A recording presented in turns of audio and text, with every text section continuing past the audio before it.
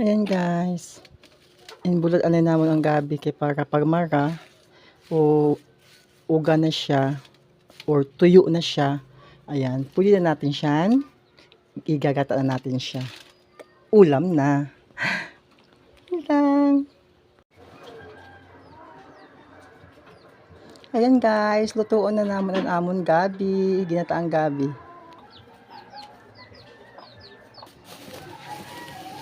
Ayan guys, amon yung panakot ni Ted. Tapos lubi. Damo-damo ang lubi niya kay para manamit paglaputok ang gata. Tapos sangig. Bawang, sibuyas, and luya.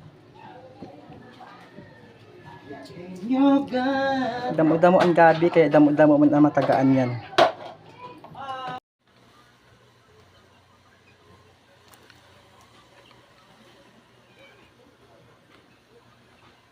Ayan guys, nakasalang naan, uta na gabi. Ang kulang ang gata mo, Bi. Ayan guys, inubutangan natin ang mga lamas. Tapos, ang atong ihaloan, dilis. Kaya manamit ini siya guys, dilis na bulinaw. Ayan, adto ang gata na permirong gata niya.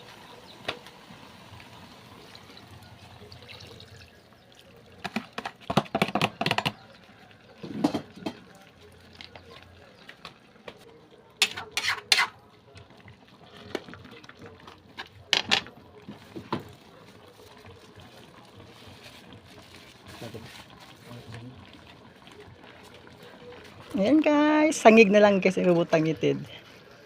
Kaukagon tangan niya. Kaya ako magayo, dili ako masyado sa pagpagata. Paggabi, dili ako masyado maara magluto pag ginata ang gabi. Ayan o, worth of 30 pesos ang gabi guys, damo na. Kag damo na mahatagan yan.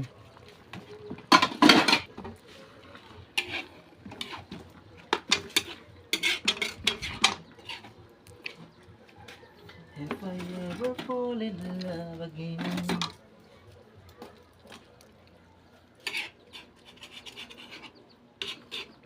Ayan, tipid-tipid muna tayo. Pero manamit siya guys ang uta na gabi. Pag maay pagaluto, hindi makatul. Maabi na pakaluto, wabo pa. Makatul pa sa nagluto guys. Charot. Ayan guys, luto na ang amon ginata ang gabi. Uta na gabi. Ayan. Ayan, shout out dida sa nakapa-reserve na kay nang ayos hinda. Bahin-bahin nun naton. Kung sino magkasya, ang iba na di na matagaan, next time na lang kamo. Okay? Kay may naka-reserve yung nagpangayo na pulo ng kabilog ang pangayo. Pero okay lang, at least share your blessing. Ayan, okay na atong ginatang gabi guys. Thank you for watching. That's all. Bye-bye. Love you all.